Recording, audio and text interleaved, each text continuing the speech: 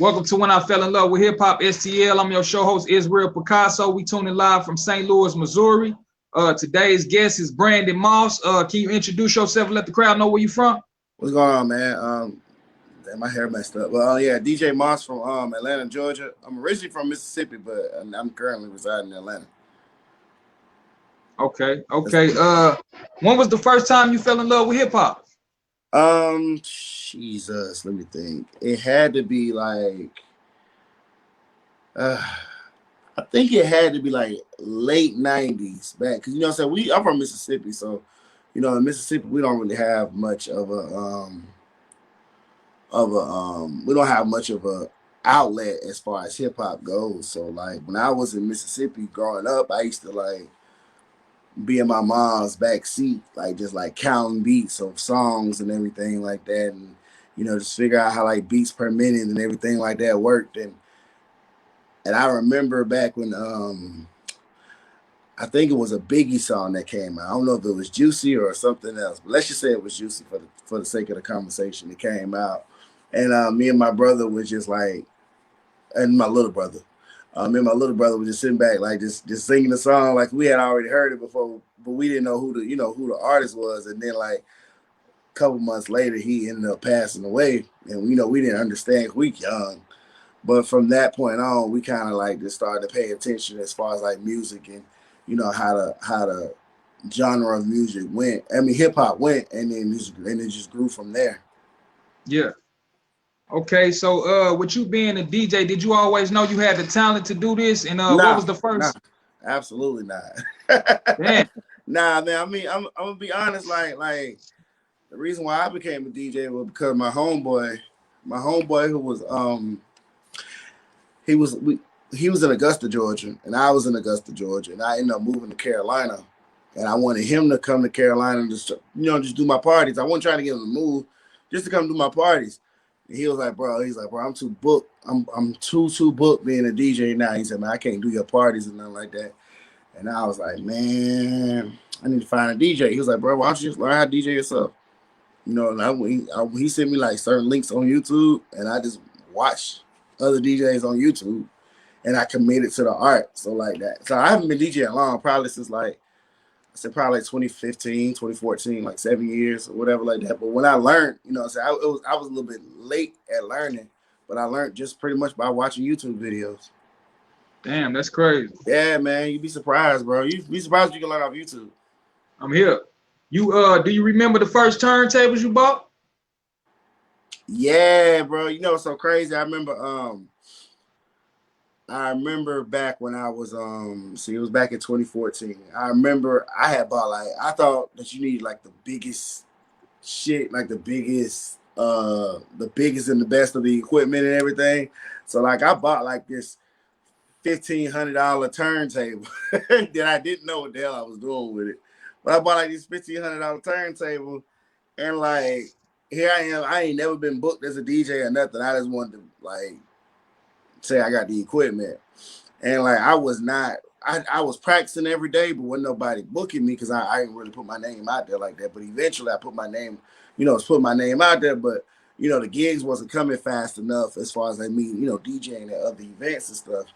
And I never forget, like one day I tried to pawn my turntable. Cause I said I can at least get it was that bad, bro. I figured I can get some kind of money off my turntables, and like the dude at the pawn shop, this older white dude, he ain't really wanting to fool with too many blacks anyway. You can just tell, I'm in South Carolina, so he ain't really fooling with us like that. So man, I walked in there, I said, here go my turntables. I'm just trying to, get rid of them. How much I get for them? Like, you ain't get nothing for them because I don't want them. I was like, dang. I thought he was saying that like to tell me I need to keep going as a DJ. He just didn't want them because he felt like it wasn't worth anything. But I'll never forget that day. After that, I just figured out how to like keep putting my name out there, and I never pawned no turntable. They sit on my floor right now. They don't work no more. But I never forget that for the rest of my life. Yeah, that's crazy. So what was like the first DJ gig you had? Oh shit, I remember. I went to this bar in South Carolina. I was in Hilton Head, South Carolina, And this dude, it was a Hispanic DJ there, right? But he wasn't really that good. Not because he was Hispanic, but just he just wasn't that good. And I was there with this chick, and I told her, I said, bro, like I said, this guy sucks, man. She was like, can you do any better? I said, yeah, I'm a DJ, man. Like never DJed for nobody in my life, just DJed in my room. Like I said, yeah, I'm a DJ. She said, well, I know the owner. I can put you in. Man, I thought she was playing. Man, that girl went over to the owner and she talked to him and said, hey, man, my friend's a DJ. You know what I'm saying? What can you do for him? He was like, tell him I need him next Sunday. And the next Sunday was like Labor Day. And then the Sunday before Labor Day. And I was like, all right, cool, I'm going to do it. He didn't even know it was my first time DJing. I ended up getting the gig, doing it, and then like from that point on, I was doing it every Sunday. But he still didn't know that was my first. To this day, he still didn't know that was my first time DJing for him. Oh, That's damn, crazy. wow. It's crazy. I never forget that for the rest of my life. It was $100. A gig that was $100. Damn. Mm-hmm. I didn't tell him how much I wanted. I just wanted to see, what they paid me. I was grateful for whatever. He could have gave me 25. I wouldn't have cared. On me. Mm-hmm. But that was the first time. How the crowd react to it though? It was like it was good. Like the thing about, and that was one thing I learned, because it wasn't like a crowd for us. It was like for like the mixed top 40 EDM, that kind of crowd. It was more of a white crowd than a black crowd. But the black people was in there. It was just more of a white crowd. So like when I did it, I didn't mind, because I kind of like doing that kind of crowd than DJing the hip hop clubs anyway. But when I did it, I was like, oh wow, this is different. But the fact he kept me coming back every week, I was just grateful for that. Honestly, yeah. That's why I really appreciate him for that. Okay. So you started off with just a dream, and now you're going across the country doing the Moss Fest. Yeah. Are you content with your success, and what process did you take to get here and to keep you in the spot you in now? That's a good question, bro. Like, let me sit back some. I think really with as far as like the Moss Fest, like, I live in Atlanta now, so the difference is when you're a DJ or when you're anything, a rapper or anything that you want to do, when you come to Atlanta's one of them cities, no matter how good you was, where you from, when you come to Atlanta, that means absolutely nothing. Because if you don't know how to network and market yourself in Atlanta, then the city is just gonna, eat you up and spit you out, man. Like that, and that's what it was at first. I knew I was great as a DJ, but talent-wise, I was great. But networking-wise, I never really opened my mouth and talked to people. So Atlanta was one of those cities that I had to learn to open my mouth and talk to people to get to that next level. So like the reason how I started the Moss Fest tour was because when I first got to Atlanta, I noticed that it was nothing but rappers here. Y'all in St. Louis, I'm sure there's a whole bunch of rappers up there too. But right. The difference is in Atlanta is that like those same rappers that be in St. Louis, they feel that all those rappers, they come to Atlanta. So you're looking at here. In a city like St. Louis, it might be like 5,000 to 10,000 rappers. You know what I'm saying? In a city like Atlanta, you got close to 800. Probably I would even so far say 80 to 90,000. Damn. Yeah, it's that many people that do music out here. So, because everybody feel like Atlanta's a city of opportunity, which it is, but what they don't tell you, that it's only the city of opportunity if you know how to rub elbows with the right people. Yeah, so, you got a network. Exactly. So, like when I came out here, I didn't know that, and I thought I could just hop into these clubs and work like that. And I say about 80% of the clubs, 90% of the clubs I hit up told me no. So I was like, well, how can I create a relationship for myself? Like, how can I make myself a situation? And then I found out about, people in Atlanta throwing the open mic showcases. And I'm like, dang, that's actually a pretty good idea. There's a lot of rappers here because everybody come here because they want opportunities. Why don't you just throw your own, rap showcase? A lot of people, it's people that do them.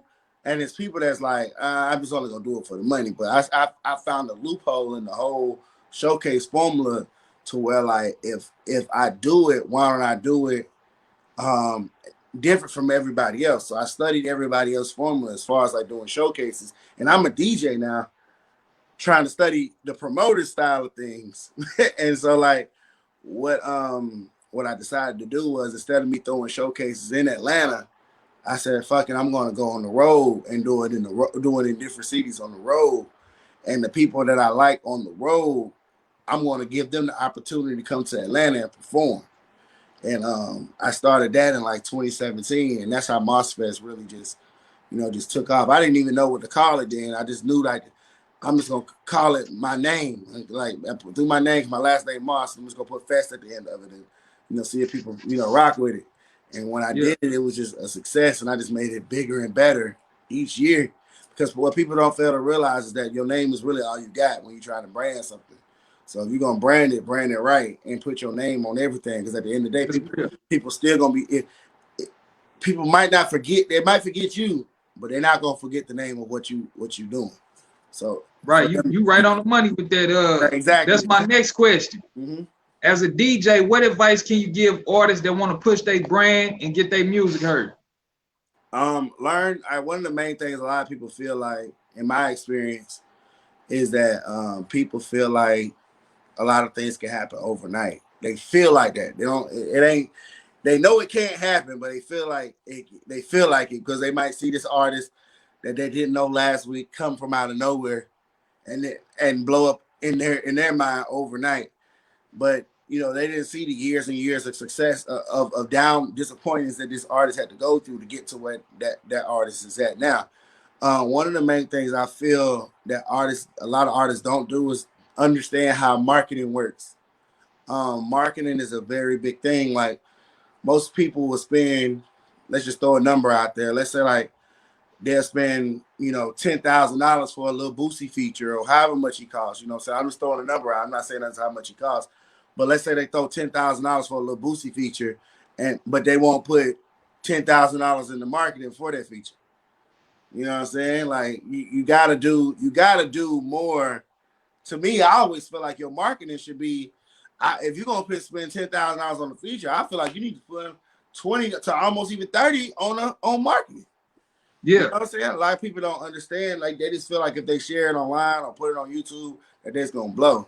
Nah, you gotta hit these blog placement sites up. You gotta understand how Facebook ads work. You gotta understand how Instagram ads work. You gotta understand how to get on certain type of playlists. There's certain things that they don't really know, and it upsets me a lot because they just feel like they're gonna make it overnight off of just putting the song out, and it don't work at all. Not knowing you got to put some bread, you got to put some money behind it. You got to put some money behind it. The marketing is a big thing, real big thing, huge thing.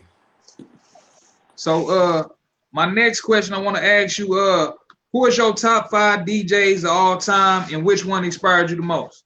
All time? Yeah. Man, I ain't gonna lie to you. It's so hard to kind of pay attention to what other DJs are doing, but I'm gonna go ahead and just, out of respect for the people that's in my circle, because I don't really fool. I ain't gonna say too many famous DJs. Cause I don't really know too many famous DJs. But I do respect. Well, I take that back because DJ Envy he kind of like put some batteries in my back. So DJ Envy from the Breakfast Club, he's the one who really kind of, we work at the same bar in Atlanta. So when I see him, whenever he come in town, I always check in with him. But that's like name dropping, and I hate name dropping like that because I'm not I'm not that kind of guy. Like, oh yeah, I know this guy, we good, you know what I'm saying? But but I don't look at him like a celebrity. I look at him like, oh, that's big bro. Right. One of my other homies is DJ Popo. he's actually out of Atlanta too. He said he was from New York, but he actually lives in Atlanta. He's actually Lord willing, I hope the opportunity happens for him. He's actually in the top 9 to be the next DJ for Versus. So I respect him automatically. Just because he's different. His flow, his style is different. One of the DJs I fuck with, he don't live here. I mean, he's not alive anymore. His name's DJ Tough Love. He's out of Carolina. He kind of rest up, DJ Tough Love. Yeah, rest up, DJ Tough Love. Like he helped me out a lot. Like when I was on my come up, like when I said I first started DJing in Carolina, he kind of put me in a position to meet other people to get me gigs. Gigs that he's supposed to have. But he was like, yo, I know you're a DJ. I know you good. You can handle this. You know what I'm saying? I'm just going to take the backseat role and, kind of watch you, do your thing.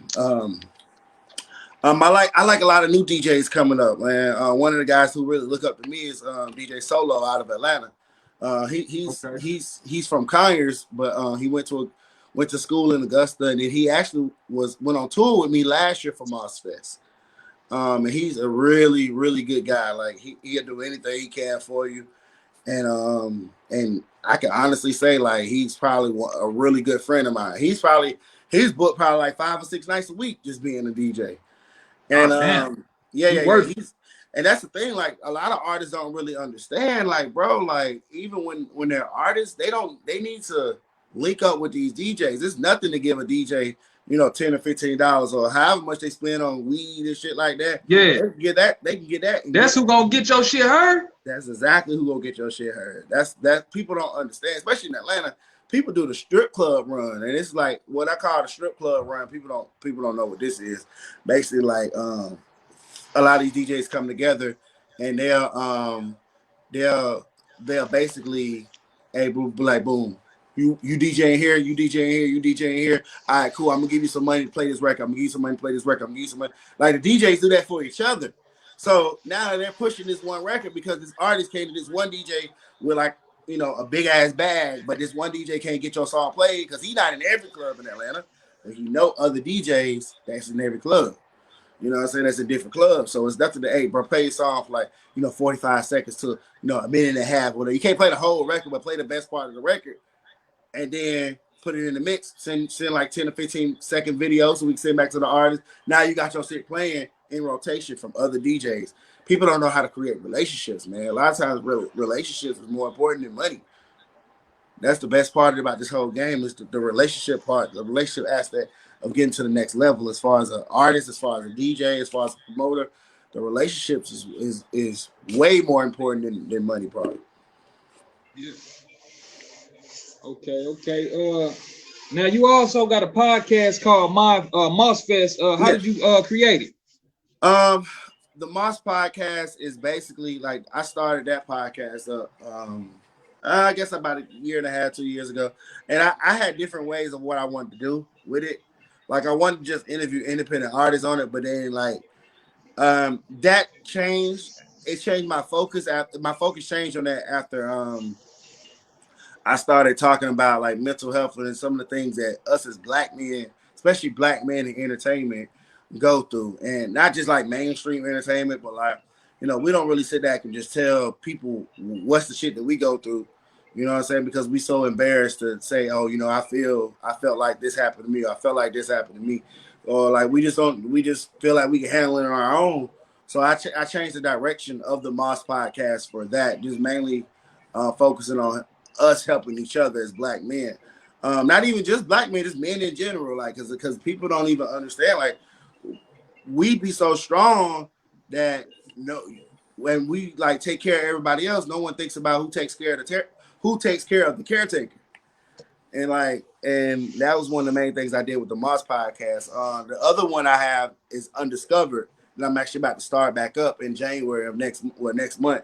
What that situation is going on, that's going to be the one where I'm interviewing artists from all over the country. Whenever they come in the ATL, I'm like, yo, I'm trying to get on the interview and everything like that. Kind of what you're doing with me right now, but more so like in person, in studio, and we just sit down and have a real life conversation about what's going on with them and how they're going to get to the next level.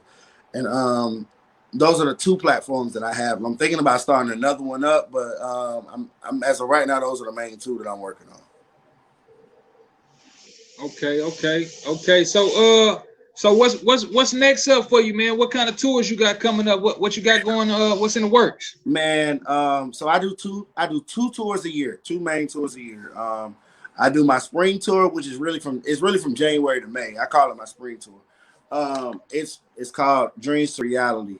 So basically with that, I go to like next month is gonna be like 4 cities a month. So 4 cities in January all the way to May. So that'll be like 20 cities that I have. And I'm basically doing the same thing I'm doing for Moss Fest, but it'll be a little bit different because I have it so spread it out. So I'll be going to 4 cities a month, pretty much finding talent in different cities. And it's been working for me for like 3-4 years now, as far as my touring been going, because a lot of people kind of understand what I stand for and they like what I do.